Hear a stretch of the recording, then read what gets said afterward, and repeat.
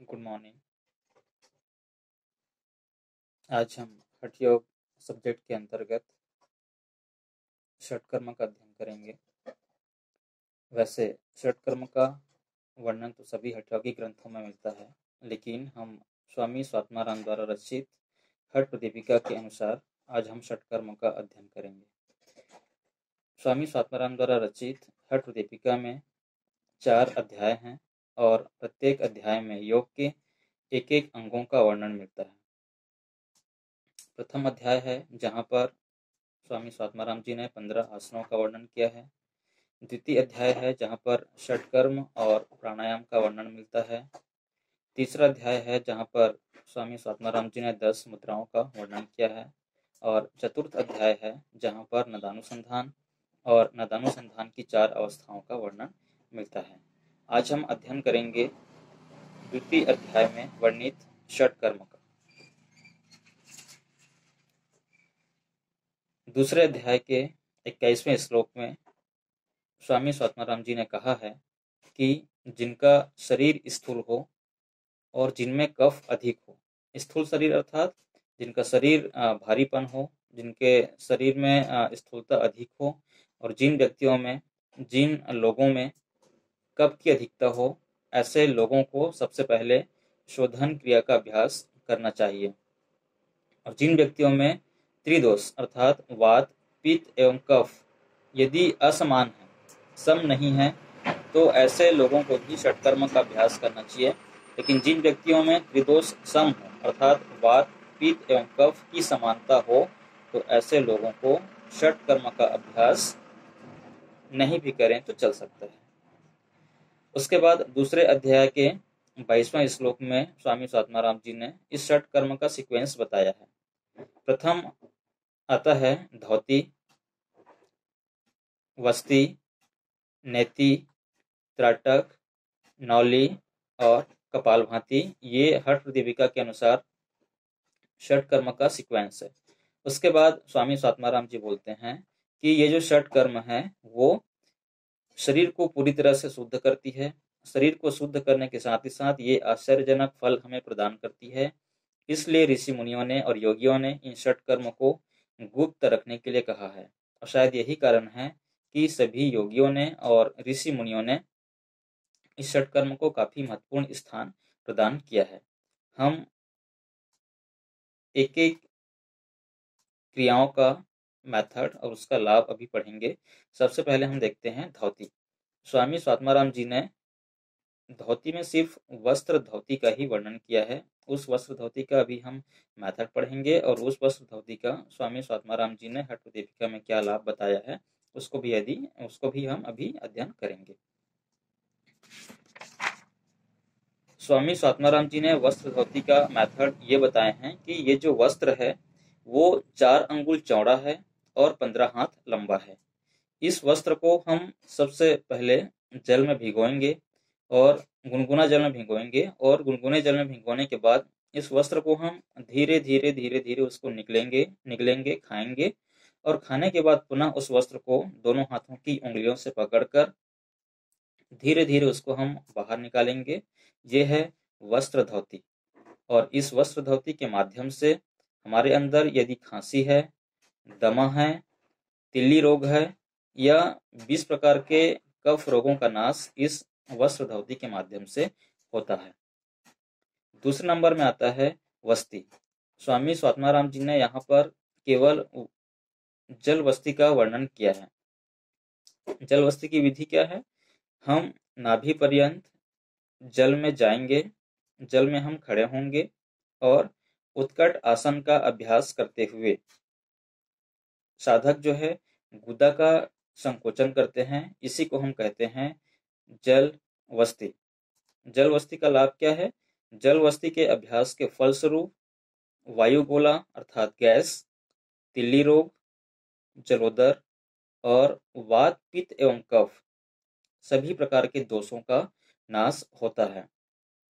उसके बाद जलवस्ती का लाभ है, जलवस्ती जो है पूरी तरह से त्रिदोष अर्थात वात, पित्त एवं कफ को पूर्णतः नष्ट करता है। धातुएं, इंद्रियां एवं अंतःकरण की प्रसन्नता होती है जब हम वस्ती क्रिया का अभ्यास करते हैं तो, और हमारी जो जठराग्नि है उस जठराग्नि को वस्ती क्रिया के माध्यम से पूरी तरह से प्रदीप्त होती है और शरीर में एक प्रकार से इसके अभ्यास से क्रांति आता है। तीसरे नंबर में स्वामी स्वात्माराम जी ने नेति का वर्णन किया है, और नेति जो है हम नेति के अंतर्गत हम जल नेति भी पढ़ते हैं, रबड़ नेति भी पढ़ते हैं और सूत्र नेति भी पढ़ते हैं। लेकिन स्वामी स्वात्माराम जी ने यहाँ पर जिस नेति का वर्णन किया है उसको हम बोलते हैं सूत्र नेति। इस सूत्र नेति की विधि क्या है? ये जो सूत्र नेति है वो चिकनी है और लगभग 9 इंच लंबी है।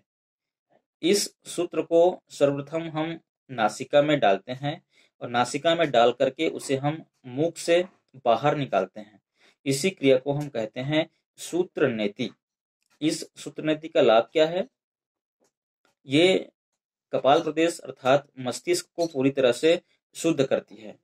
शुद्ध करने के साथ साथ ये हमें दिव्य दृष्टि प्रदान करती है, और दिव्य दृष्टि प्रदान करने के साथ ही साथ स्कंद से ऊपर वाले हमारे शरीर के जो भी हिस्से हैं, जो भी भाग हैं, उनमें यदि किसी भी प्रकार का यदि रोग होता है या समस्या आती है तो इस सूत्र नीति के माध्यम से उसको हम पूर्णतः दूर कर सकते हैं, उनका पूर्णतः हम नाश कर सकते हैं। चौथे नंबर में आता है आपका त्राटक। स्वामी स्वात्माराम जी ने त्राटक की विधि क्या बताया है? स्थिर दृष्टि से, यानी कि एकाग्र होकर के किसी सूक्ष्म लक्ष्य को तब तक देखना चाहिए जब तक हमारी आंखों से आंसू न निकल जाए। इसी को स्वामी स्वात्माराम जी ने त्राटक कहा है। इस त्राटक का लाभ क्या है? स्वामी स्वात्माराम जी के अनुसार त्राटक जो है नेत्र रोगों को पूरी तरह से दूर करता है, साथ ही साथ तंद्रा अर्थात हमारे शरीर में बिल्कुल भी आलस्य नहीं आने देता है। और इस त्राटक को स्वामी स्वात्माराम जी ने सोने की पेटी के समान महत्व दे करके इसकी रक्षा करने के लिए कहा है। नेक्स्ट है हमारा त्राटक के बाद आता है हमारा नौली। नौली का मेथड क्या है? कंधे को थोड़ा सामने की तरफ झुकाकर तीव्र गति वाले भंवर के समान उदर को दाहिने से बाएं और बाएं से दाहिने घुमाना चाहिए। सिद्धों ने इस प्रक्रिया को ही नौली कहा है।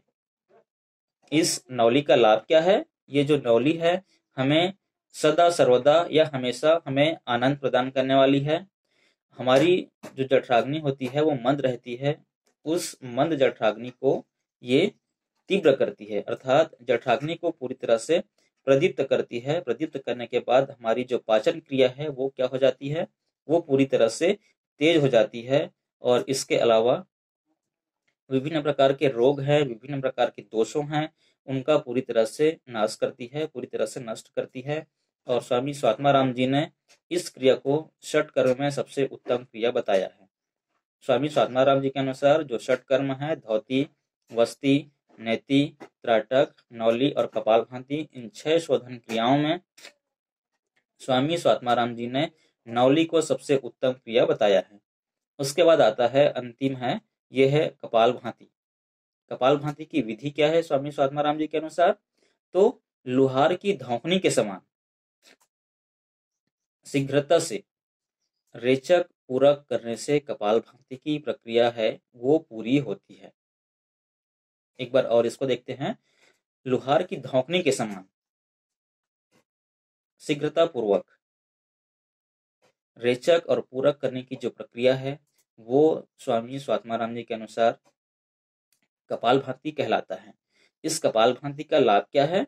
हमारे अंदर यदि मोटापा है, यदि कफ है, ठीक है, तो इनको कपालभाति के माध्यम से पूरी तरह से दूर किया जा सकता है। षट क्रियाओं के माध्यम से पूरी तरह से इसका निवारण किया जा सकता है। अर्थात ये जो षट कर्म है वो पूरी तरह से आपका स्थूल शरीर के साथ साथ हमारे अंदर जो कफ रहता है उसका पूरी तरह से निवारण करता है।